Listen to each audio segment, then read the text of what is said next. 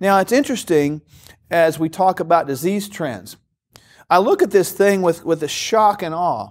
Because you look at this thing over the last 40 years, you're looking at 1975 up to 2015, we see heart disease has declined, but it's still number one over cancer. But you see that relatively flat line for cancer.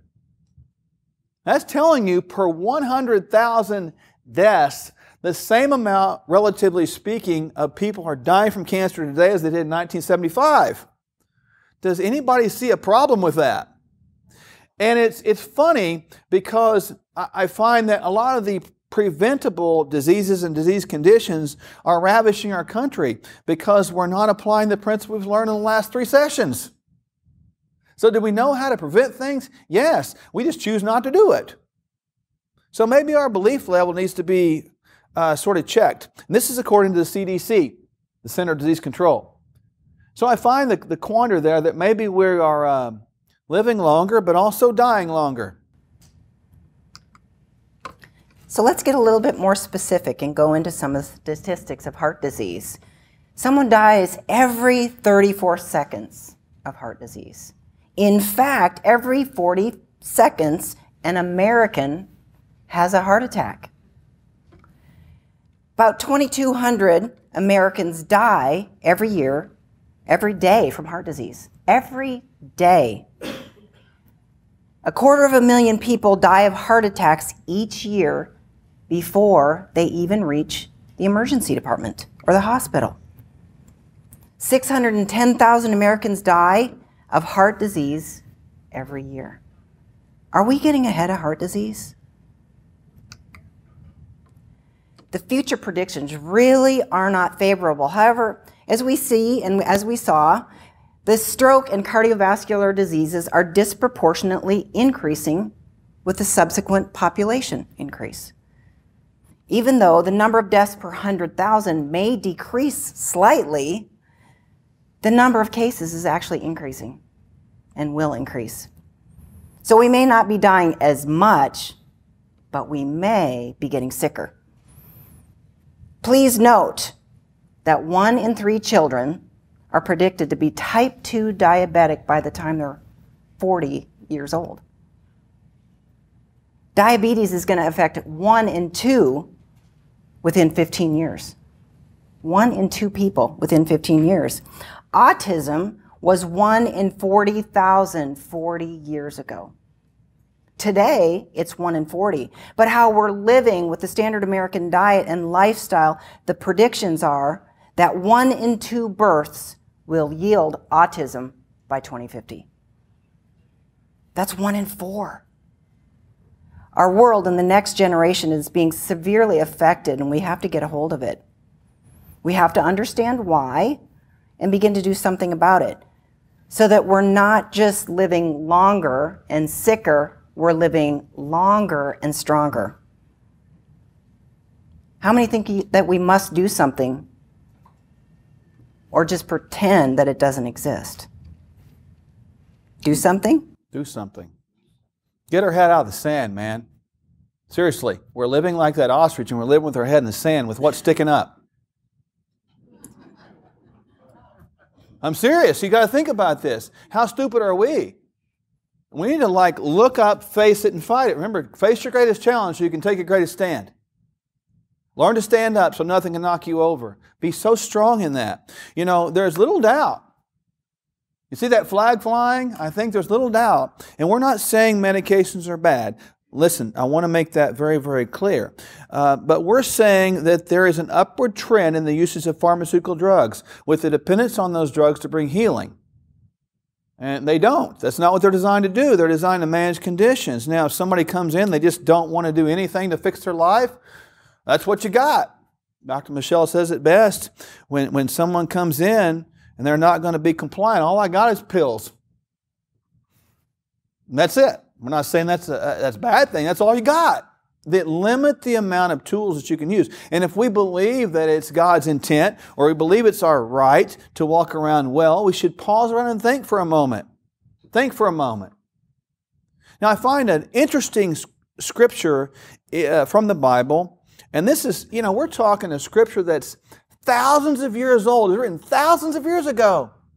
that makes you think about this very concept of this big red flag flying. Listen to this. Galatians chapter 5, verse 19 and 20. Now the works of the flesh are evident, which are adultery, fornication, uncleanliness, lewdness, idolatry, sorcery, hatred, contentions, jealousies, outbursts of wrath, selfish ambitions, dissensions, heresies. Now, I want you to look at that word right there that's got a little bit of yellowed text. What's that word? Sorcery. So this is actually in the Bible, and it's actually written in the New Testament, which has an original language of Greek. So if you go back and look at the Greek language and the concept of sorcery, you see the original meaning of this. This is written in English, so you have to go back to Greek to figure out what it meant.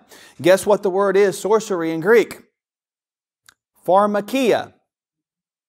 Pharmakia, which sounds a lot like pharmacy. Now, we love Care First Pharmacy, so let me just stop right now. I don't want them to leave and say, get out of here. The point is, in this case, the works of the flesh, this is the things that we know that are wrong in our body, wrong in our life. It's leading us down the pathway to believe that medications heal. And it was talked about 2,000 years ago. It's the wrong mindset. It's the wrong idea. It's the wrong concept. It's the wrong perception. And it gives us the idea that medication's first, our lifestyles are second. But that's the opposite. Lifestyle's got to become first, and if we need something, we need something. But we make sure we don't depend on things because we've already clearly laid out the unintended consequences of going down that way as a first-line therapy. Right? So it's important to kind of catch this. So the idea of this goes back to this flawed concept of what insurance does. Now, I'm not an insurance fan, straight up.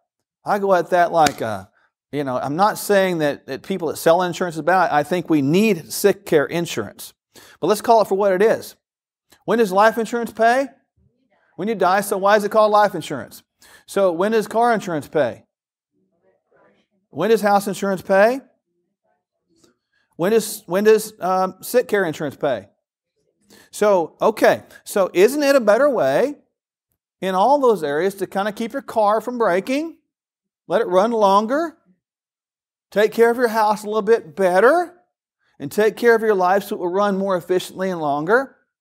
But we've been conned into believing that being sick, a.k.a. sick care, is going to keep us well. But when you think about it, the hospitals are for profit.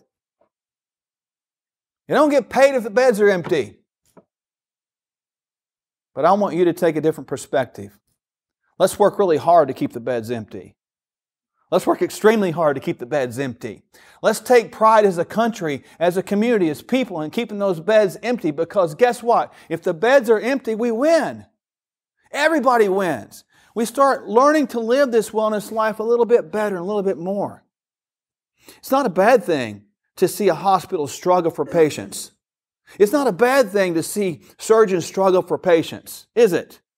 I went to an event where Dr. Michelle was the keynote speaker. It was with a bunch of physicians, and she did a wonderful job.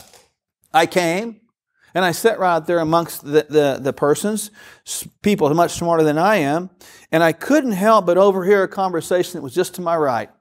Two guys. As soon as she finished up, I'm like, yay, that was great. That was awesome. I heard one guy says to the other one, hey, you know what? If people started doing what she suggested, we'd be out of job. They laughed. Yesterday, I had someone in our office that gave me a message from a physician. And I read it. It said something like this: your arteries are 60% blocked. But don't worry about it. It's not serious until it's 75% blocked. I promise you that, I read it. I couldn't believe it. But that's our thinking. Our thinking is that a little bit of sickness is okay. And we've got to think past this. Touched on it earlier, it's good to keep your deductibles in your pocket. We need to prevent unneeded sickness, unnecessary expense. Optimal living is the key.